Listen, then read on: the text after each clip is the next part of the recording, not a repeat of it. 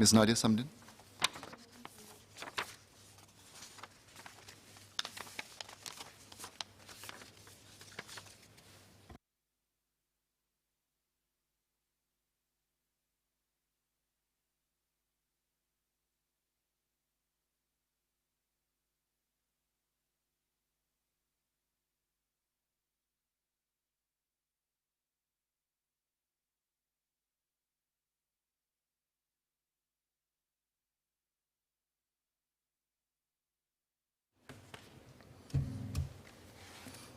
Mr. Speaker, sir, may I take questions 20 to 25 together?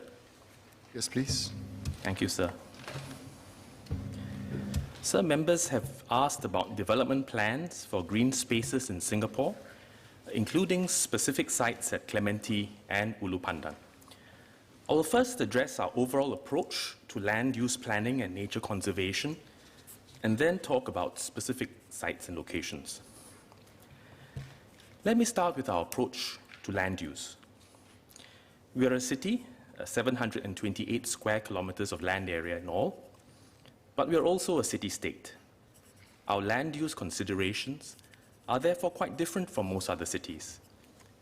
This is because, unlike most other cities which have large hinterlands, we have to cater for everything that a country needs within the limits of our city, instead of far beyond its limits in the case of other cities. These include things such as airports and seaports, air bases and military training ground, reservoirs, incineration and power plants, agriculture, and so much more. Our approach to conservation as a city-state is also quite different. For example, in other cities, you travel out, sometimes for many hours on the motorway, to enjoy natural greenery and nature. But in Singapore, our wild spaces are right in our midst. With our GEM, the Central Catchment and Bukit Timah Nature Reserve, nestled in the green heart of our city. We've always taken a long-term view towards land use planning, with stewardship and sustainability as core long-held principles. Given our small size, we have been and have to be judicious in stewarding our scarce land resources to support Singapore's development, as well as in our aspiration to be a city in nature. We have to constantly balance demands and trade-offs across a wide variety of needs, including housing, green spaces, infrastructure, community facilities, workplaces, amongst others. These tensions are inherent in land use planning everywhere, but felt more acutely in a small city-state like Singapore. Sustainable development for Singapore over the long term also means that we need to recycle and reuse our limited land while incorporating flexibility into our plans to meet the changing needs and aspirations of each new generation.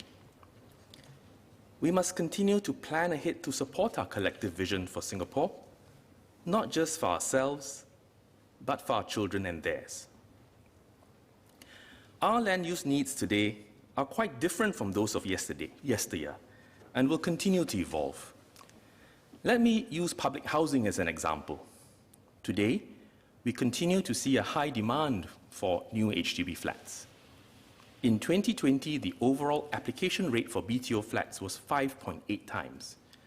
This means that for each BTO flat, we broadly get between 5 and 6 Singaporean applicants. This is driven partly by marriage and family formation. Between 2015 and 2019, the annual average number of Singapore citizen marriages registered was 23,600, higher than the annual average of 22,400 registered between 2010 and 2014. In the near term, we expect more demand from the larger echo baby boomer cohorts born in the late 80s to 90s as they enter into marriageable age. For comparison, we build an average of 16,200 new HDB flats each year over the same period to cater to BTO demand by all buyer groups and not just newlyweds. For completeness, other housing options, of course, including HDB resale flats, ECs, private property, open market rentals, or living with family members remain. So therefore, we need to continue building to meet the demands and aspirations of young families. And I'm sure members, from time to time, at your Meet the People sessions, or more likely via email, Facebook, Instagram, and LinkedIn, they will reach out to you. On top of that, our public housing demand is also partly driven by changing social structures. For example, there is a growing trend of smaller households as more young couples, singles, and their parents choose to have their own flats and their own homes instead of staying with their extended families, as it was so in the past. Indeed, members of this House have championed some of these needs and more. The average household size in HDB dwellings was 3.07 in 2019, compared to 4.24 in 1990. Or take a more recent development like COVID-19, which continues to impact our lives in many significant ways and has thrown up new land use challenges. Apart from the fact that working from home became the norm for many of us, the pandemic also reminded us that supply disruptions are a very real concern. For example, given the supply tightness that the world experienced for certain food and medical items, our agencies are looking to strengthen local resilience of some of our resource systems, such as for food. This may mean increasing local production and storage capacity for such resources where feasible. The pandemic has also demonstrated the importance of having buffer sites for emergency use, which we were able to activate quickly for quarantine and recovery facilities and temporary housing of our migrant workers. Meanwhile, trends such as telecommuting and e-commerce have accelerated, raising questions about how much office and retail space we might really need in the long term. Our economic imperatives may also shift and evolve after the pandemic as technology changes and advances, so we will need to take a good hard look at land use needs for the future. While it remains to be seen if some of these shifts will persist in the new normal beyond COVID-19, we are actively monitoring these trends and adjusting our land use strategies to satisfy both the needs of today and the possibilities and challenges of tomorrow. To meet our growing and changing needs, we have been and will continue to adopt a range of development options. This includes increasing the density of developments, building higher and building more densely, while ensuring livability. So there is a limit. We are also co-locating suitable users. For example, the upcoming Punggol Town Hub will feature a public library, community center, hawker center, and health services, all co-located, some stacked on top of each other, for one-stop convenient access for our residents. This, of course, beats having one site for the CC, one site for the hawker center, one site for the healthcare services, one site for the library, and so on and so forth. We maximize the land take. We are also co-locating a water reclamation plant and an integrated waste management facility at Tuas Nexus, and a 4-in-1 rail and bus depot in the East Coast. Such projects save us hectares of land that can be used for other purposes. We are also redeveloping brownfield sites such as golf courses, old school sites, or industrial areas as leases expire. For example, last year we launched the former First Toa Payoh secondary school site for public housing after the school was merged. Many members might also remember that Bishan used to be a cemetery. Going forward, when the lease for the Keppel Club golf courses expires, we will use the land to develop public and private housing. Land taken back from Jurong Country Club, Raffles Country Club, Marina Bay Golf Course from 2024, and Orchid Country Club from 2030 will also be used to meet other needs. By 2030, we would have taken back more than 400 hectares of golf course land for redevelopment. We will continue to carry out land reclamation where appropriate and see how we can also make use of underground spaces and deep cavern spaces for infrastructure, though the costs are high. And if you look at the geological map of Singapore, parts of it are granite, solid hard rock, parts of it are sedimentary rock. In fact, a number of years ago, I visited the Jurong Rock Cavern, Jurong Island, making use of cavernous underground space through advances in engineering to store high-value products, saving the surface for other uses. But this is work in progress. Now, we also undertake major long-term strategic redevelopment moves where the opportunity arises, an opportunity to reimagine Singapore, to advance our children's interests and that of their grandchildren. For example, the height restrictions over a large part of eastern and northeastern Singapore will be lifted after the airbase moves out of Paya Lebar, allowing us to intensify land use in both in and around the site. We will also progressively redevelop the Greater Southern waterfront after the port moves to Tuas, freeing up prime waterfront land for public and private housing and other purposes. But many of these moves take time and require complex planning and careful coordination because they affect people, homes, livelihoods, and industries. So we cannot redevelop these spaces overnight, but plan far, far ahead, like now, for the needs of the next generation. There are also different trade-offs to weigh, including the compatibility of a new development with surrounding land uses and the availability and capacity of supporting infrastructure, among other considerations. Now, let me move on and explain our approach when it comes to greenfield sites, vegetated sites, green and natural areas.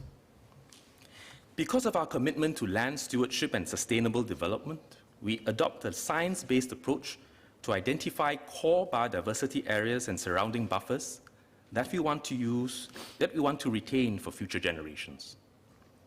Broadly, the considerations include ecological significance and ecological connectivity of habitats. The four-pronged Nature Conservation Master Plan sets out the strategies to safeguard these green spaces. In fact, the master plan goes much more than that.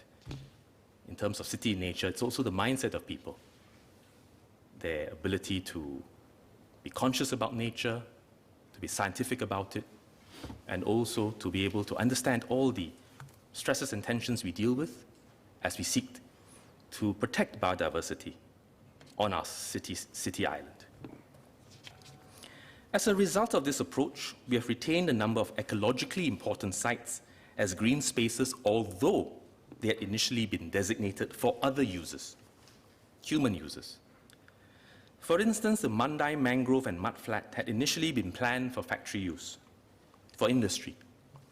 Yet, after careful study through biodiversity surveys and ecological modeling, we decided to keep it as a nature park given its high ecological value, both domestically as well as playing our role internationally as part of a flyway.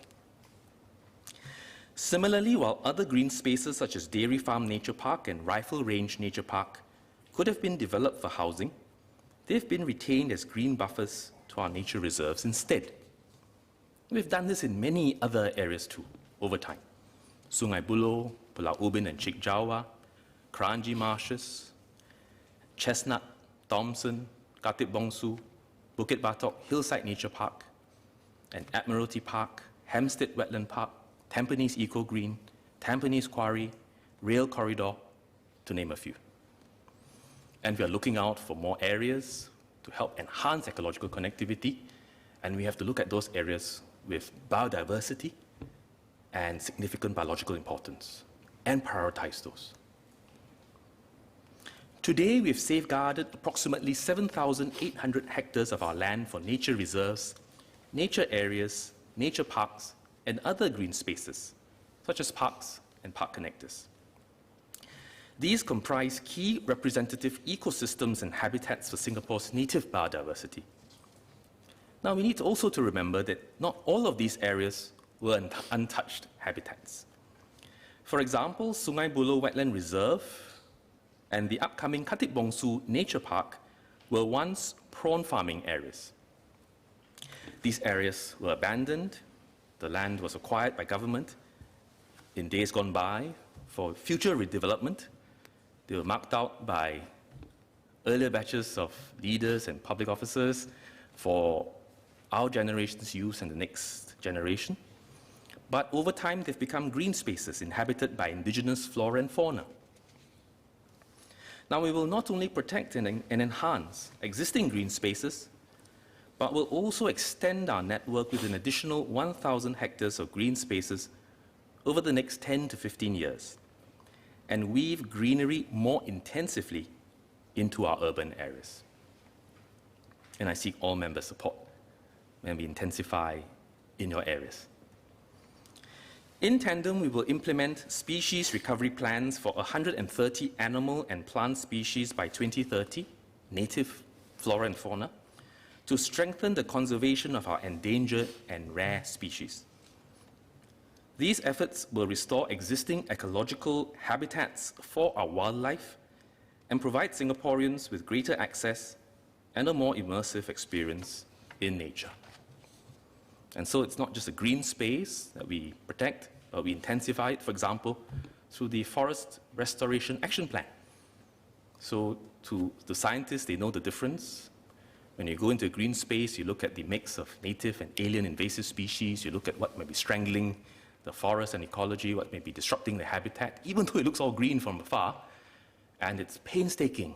For example, in the Bukit Timah area, Rifle Range area, painstaking removal of diascoria by hand and by basic tools, the replanting of native species, the soil preparation, the intensive work, and then allowing the forest to recover after the removal of invasive species, for it to settle again, and for forest succession to take place over time. And that requires stewardship beyond our generation. So let me assure members that we are committed to stewarding and protecting our green spaces. But given our physical constraints and scarce land area, there will be some greenfield sites that we might have to develop to meet our land use needs. And any decision to proceed is made only after a detailed study of the trade-offs and alternatives, including the assessment of ecological and biodiversity value. And where development cannot be entirely avoided, we proceed with care. Developments near to sites with significant biodiversity undergo an in-depth consultation with technical agencies and may be subject to an environmental study to assess the possible environmental impact of development plans, including ecological connectivity. We also engage stakeholders, such as those from the nature community, to take in feedback and strengthen the rigor of the studies. Unless there are security considerations, the studies will be made publicly available so that anyone can provide feedback on the findings and recommendations. The studies, as well as feedback received, guide the planning of the site, including mitigating measures to reduce the impact on the environment where necessary. We also seek to preserve and integrate natural elements within the development where possible to facilitate ecological connectivity. We thank our nature groups and the nature community for their close partnership in working with the relevant agencies to achieve these outcomes. Now, let me talk about the specific sites in Clementi and Ulu Pandan mentioned by members. Some call Ulu Pandan Dover, but of course, according to the planners, it is part of Ulu Pandan. So let me use in Parliament the correct planning language.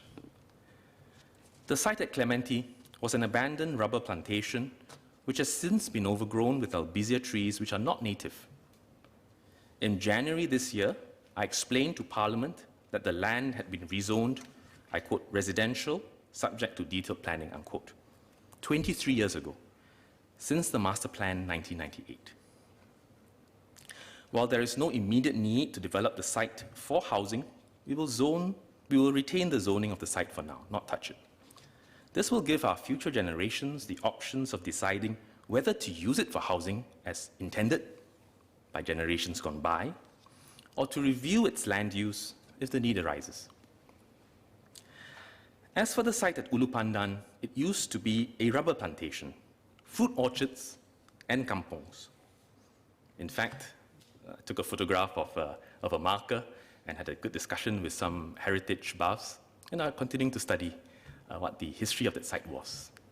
Because underlying all of Singapore, every inch of land, there are layers of history, layers of heritage, many stories to tell over the generations. The Ulu Pandan site is similarly overgrown with non-native trees after the rubber plantation, fruit orchards, and kampongs were abandoned and the land taken by government. Since Master Plan 2003, the land had been zoned residential, subject to detailed planning. HDB engaged an external consultant to conduct an environmental baseline survey, or EBS, for Ulu Pandan, to guide HDB's development plans and identify the native flora and fauna and their habitats. HDB then consulted nature groups to refine their plans for Ulu Pandan, incorporating the findings from the EBS. Subsequently, the EBS report was published online to invite public feedback. HDB has since received and continues to receive feedback and suggestions from nearby residents, members of the public, and those interested in nature and environmental issues. There has been a very wide range of views, and we thank everyone for contributing them. Some have called to retain the site fully for greenery and recreation, and to designate it as a nature park. Some say keep it green, others say keep it green, but let's intervene through restoration. So different levels of scientific understanding and interest. Some have gone further to say that we should not build any more flats and halt all development. We can understand that sentiment too. Others have urged the government to redevelop other sites instead, including vacant sites, acquiring older private or public housing, or taking existing school fields, running tracks, car parks in the vicinity. Several have suggested that new housing and nature should coexist on the site. For example, develop parts that are less vegetated or with more non-native species. While there are diverse views, and what I've just summarized is really just scratching the surface, many who have written in appreciate the tension between the need for development and nature conservation, and actually all of them lie along a continuum of where that balance should lie. We are studying the feedback in detail and welcome more Singaporeans to give their views and inputs. Give us your ideas, sketch them on a map, as we consider our plans for the Ulu Pandan site. Accordingly, HDB will extend the public consultation period for the EBS for another 4 weeks. So please write in. We will carefully consider all the feedback received and share our plans when ready. We are encouraged by the keen interest generated in our plans for Singapore and nature conservation. Indeed, mainstreaming of nature consciousness, or having conversations about conservation among Singaporeans at large, is a key part of our strategy to become a city in nature. I talked about it in an interview with Audrey from Straits Times, and really it's beyond just the locations and about the science and about conservation, but about mainstreaming these conversations. This is a good time as concerns about sustainability are now at the top of our agenda.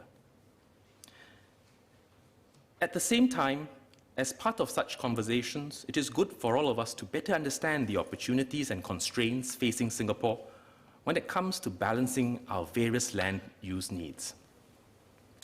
And if we recalibrate the balance between conservation and development, or for that matter, between different kinds of developments and needs, or adjusting the ratio of different land use types, we should also need to discuss what this would mean in practical terms. For instance, I read the Today commentary over the weekend. They quoted a 24-year-old SUSS student, Mr. Yeo Wei Chiang, who shared his personal convictions, and some of those in his generation. He said that preserving the natural environment should be Singapore's top priority, and that, I quote, I'm willing to commit to it even if it means waiting longer for a BTO, living in a more inconvenient area, or paying a higher price, unquote. Now, some may resonate, others may not agree, but that's part of the conversation. Singaporeans' aspirations and views are evolving on housing, property, on material pursuits, on family and society, on nature, and on the nature and form of work. At the same time, the world and the global economy around us and technology are changing and changing rapidly. And so too must our strategies and approaches so that we can emerge as a stronger nation after this most difficult of tests. URA will engage Singaporeans later this year, as we do regularly every few years, to discuss our aspirations as a people, gather ideas, inputs, and importantly, partnerships to formulate our long-term plans for a livable and sustainable future.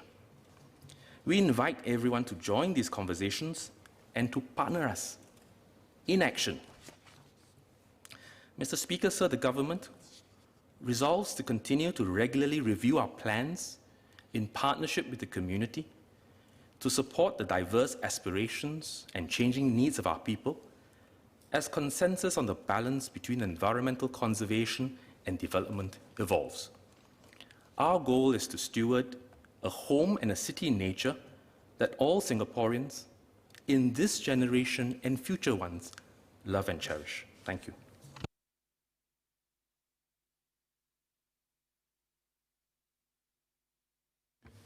Ms. Cheryl Chan.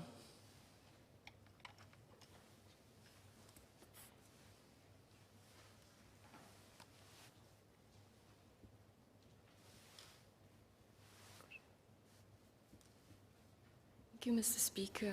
I want to thank Minister for the very comprehensive reply. I think Minister touched on a very important concept, which is the one about recycling and reuse of land. I think that's critical as we balance the demands and needs of our population across generations. I have two supplementary questions for Minister. The first is, we know that typically there is a time lag between the planning and execution of projects, especially for the longer-term projects. So how does the ministry make adjustments during this period between planning and execution as new factors arise due to the changing social structures and also for the fact that there is global impact in the short term? The second question is, if further assessments are made at any specific point of time, and we find that the ecological value and connectivity of the green sites have changed, what will the ministry do with original plans? Thank you.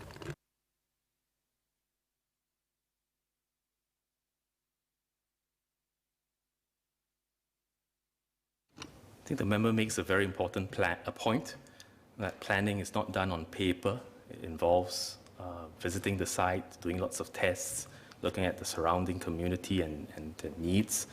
And then from a decision point that we need to prepare for some need, whether industrial, housing, social community, to when it actually can start operating, it's quite a few years. It's quite a few years. And there's more considerations and checks and tests and sampling and analysis need to be done and consultation, then that time will grow longer and longer. And remember that over that period of time, a lot of factors may change and there are many moving parts. For instance, while your planning parameters and planning horizon for different sites will take time. And for smaller sites, maybe slightly shorter. For big strategic sites like Greater Southern Waterfront, it could take decades, or for Paya Lebar to relocate after land reclamation, land prep, it's decades. During that kind of time frame, whether it's years or decades, things may change, including demographic structures, social need, demand may fluctuate depending on economic considerations, and of course, people's values and principles and what they feel is important here and now and in the future. And therefore, because we have had the privilege over the decades since our independence for stability and continuity, our public service, together with the political leadership, have been able to put in place plans, but also alternatives contingencies, what if this, what if that? And that is really our mindset, because we are not developers, we are stewards. We provide the needs for Singaporeans, even those not yet born. And therefore, we have to make all these plans ready. And if there are some changes in plan, we will then have to activate some of these contingencies, some of which may not necessarily be the most or the best solution. It may be the next best. And if changes are made to certain plans, then sometimes you squeeze in one location, the problem pops up somewhere else. And then the question is, we talked about ecological prioritization of biodiverse sites, or even the decision points on whether to redevelop or recover land from settlement or business to recycle them, when and where we do so, there will be those implications. So I give you very broad concepts, but in essence, our demands are tight for today and tomorrow. We have to keep in mind the future generation. We must remember that things can change along the way. And thanks to long-term planning by our planners and our leaders of days gone by, and we seek to continue that mantle and responsibility, we hope to be able to make those adjustments. Dr. Tan Wu Meng.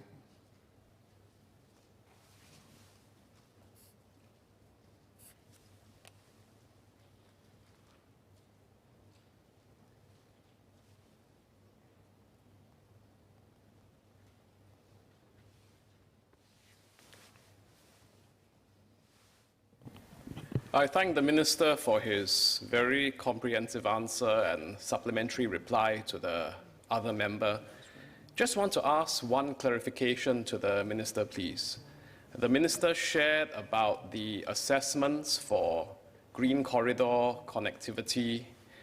Can I just clarify with the Minister that when these assessments are made, especially when an environmental impact assessment is commissioned, the assessment looks not just at the plot of land under consideration, but also at the implications for the rest of the network of biodiversity if a particular node is developed?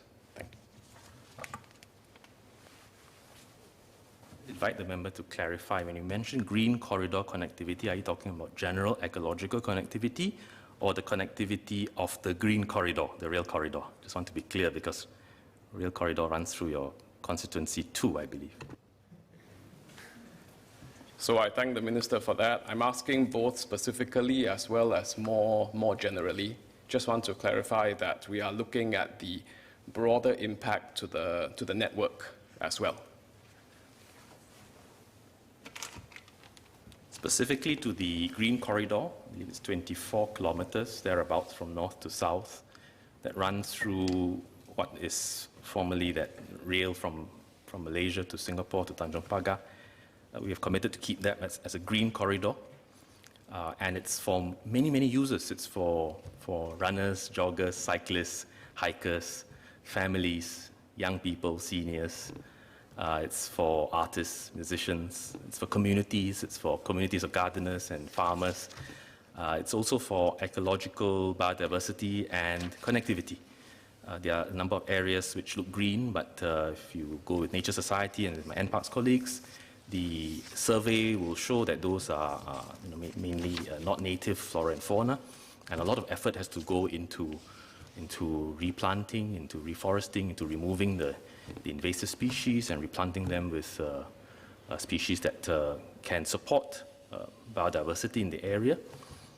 And the different stretches of the rail corridor can also serve as ecological connectivity for dispersal of flora, for faunal connectivity, whether it's insects, odonates, whether it is mammals, large, mostly small, to be able to then also play that part in connecting different biodiverse core areas. And more broadly, it's the same concept as well.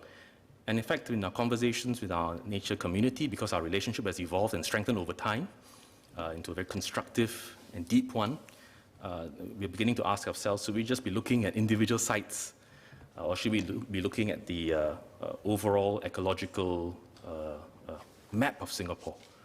That map is very different from your urban map, I can assure you. Very, very different. And in our EIAs or EBSs, we do study the impact on connectivity between different areas. And that is why over the last year plus, there were all these toing and froing with our nature friends over, say, the ability of some sites in Tengah to be able to provide that level of connectivity, and we make adjustments along the way to provide for that. But of course, beyond environmental impact assessments, I can assure the members in this House that we also study other issues that also affect their residents, like traffic impact assessment, noise assessments, look at the impact on a whole range of issues that also impact the urban environment as much as we look at environmental impact.